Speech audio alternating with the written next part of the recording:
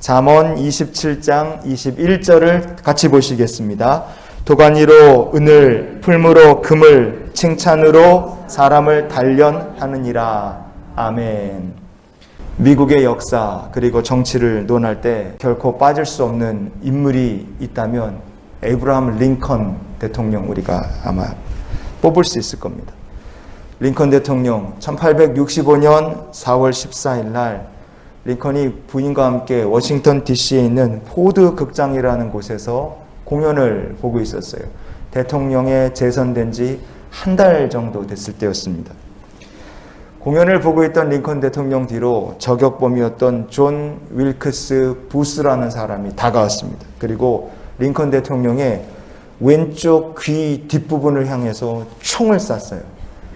왼쪽 귀 뒷부분 아래 목덜미에 총을 맞았고 그 총알이 링컨 대통령의 머리를 대각선으로 뚫고 오른쪽 눈알 근처에 총알이 박혀 있는 상태로 링컨 대통령이 큰 치명상을 입었습니다. 아무리 생각해봐도 총알이 사람의 뇌를 왼쪽에서 오른쪽으로 대각선으로 뚫고 갔으니까 이게 살 수가 없지 않습니까?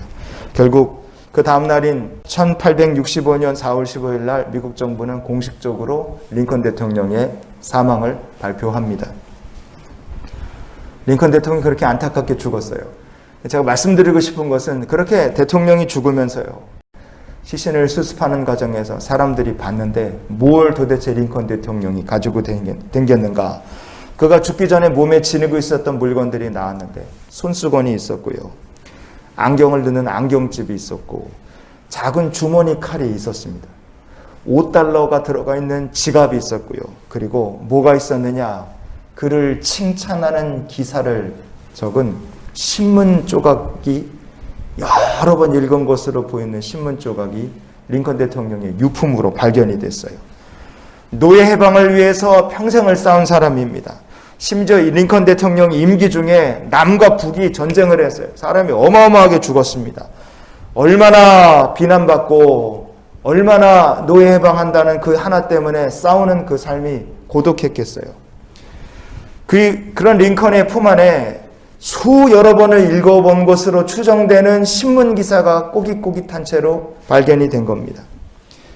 링컨같이 위대한 사람도 생전에 남들 모르게 비난받고 괴로울 때마다 자기를 칭찬하는 기사를 써준 신문기사를 보면서 아마도 적지 않은 위로와 격려를 받지 않았을까 생각이 됩니다.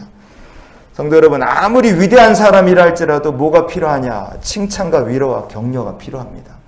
이게 없으면 사람이 미치는 거죠.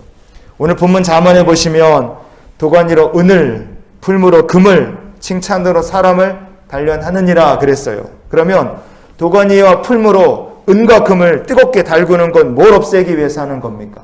불순물을 제거하려고 뜨겁게 달구는 거죠.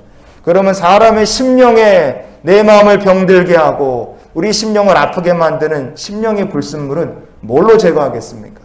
이 말씀처럼 칭찬으로 제거하는 줄 믿습니다. 여러분, 주님의 칭찬받는 성도들이 되실 수 있기를 축복합니다. 그리고 우리가 예수 믿는 성도로서 다른 이들을 칭찬하는 축복의 통로가 될 수 있기를 원합니다. 실패한 사람, 낙심한 사람에게만 칭찬과 위로, 격려가 필요하냐? 절대로 그렇지 않습니다. 내 눈에 보기에 저 사람 진짜 성공했구나. 저 사람은 아쉬운 게 있을까? 그런 생각이 드는 사람도 안을 들여다보면 칭찬과 위로와 격려가 필요합니다. 왜냐? 우리는 다 연약한 피조물 인간이기 때문에 그래요. 왜 우리가 하나님을 믿어야 되느냐? 하나님은 구원의 하나님이십니다. 그리고 동시에 하나님은 모든 믿는 성도의 위로의 하나님이 되시기 때문에 그렇습니다. 로마서 15장 5절을 같이 한번 읽어보시겠습니다. 이제 인내와 위로의 하나님이 너희로 그리스도 예수를 본받아 서로 뜻이 같게 하여 주사. 아멘. 여러분, 하나님이 주시는 위로는 칭찬과 격려와 위로 세 개 다 우리에게 주시는 귀한 하나님이심을 믿습니다. 고린도 후서 1장 3절도 우리가 이어서 봅니다.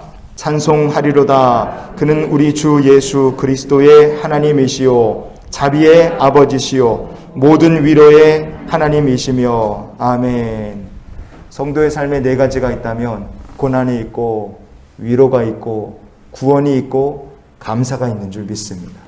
하나님께서 우리를 위로하시는 모든 위로의 하나님이시기 때문에 성도는 고난 중에서도 구원의 소망을 갖고 살 수 있고 감사하며 살 수 있는 줄 믿습니다. 여러분, 정말로 사람을 변화시키는 것이 뭘까요? 날카로운 칼처럼 사람을 찌르고 책망하고 지적하는 것이 사람을 바꿀까? 아니면 사람을 정말 바꾸는 것은 무엇일까? 위로가 사람을 바꾸는 줄 믿습니다. 모든 위로의 하나님, 자비의 아버지와 동행하는 성도, 그렇게 위로의 하나님과 함께 동행하며 하나님을 닮아가는 우리의 모습이 될 수 있기를 원합니다. 그래서 이렇게 살면 참 좋겠어요. 히브리서 10장 23, 24절을 오늘 말씀의 결론으로 보시겠습니다. 또 약속하신 이는 미쁘시니 우리가 믿는 도리의 소망을 움직이지 말며 굳게 잡고 서로 돌아보아 사랑과 선행을 격려하며. 아멘. 소망을 굳게 잡기 위해서 필요한 것 중에 하나가 격려입니다. 칭찬이고 위로가 믿음 생활 잘하고 구원의 소망을 붙잡으려면 격려하고 소망 주고 위로하고 우리가 그렇게 사명을 감당하는 성도가 될 수 있기를 원합니다. 그래서 우리가 이런 기도로 오늘 하루의 삶을 살았으면 좋겠어요. 주님, 오늘도 칭찬하고 축복하며 사는 인생이 되게 하여 주시옵소서. 예수 그리스도의 이름으로 누군가를 칭찬하고 누군가를 격려하고 누군가를 축복한다는 것은 정말 귀하고 복된 일인 줄 믿습니다. 주님의 이름으로 가정을, 자녀를, 여러분 알고 있는 모든 사람들을 만나는 이들마다 축복하고 위로하고 격려하며 믿음의 소망을 세워가는 하나님의 귀한 백성들이 되시기를 주의 이름으로 축원을 드립니다.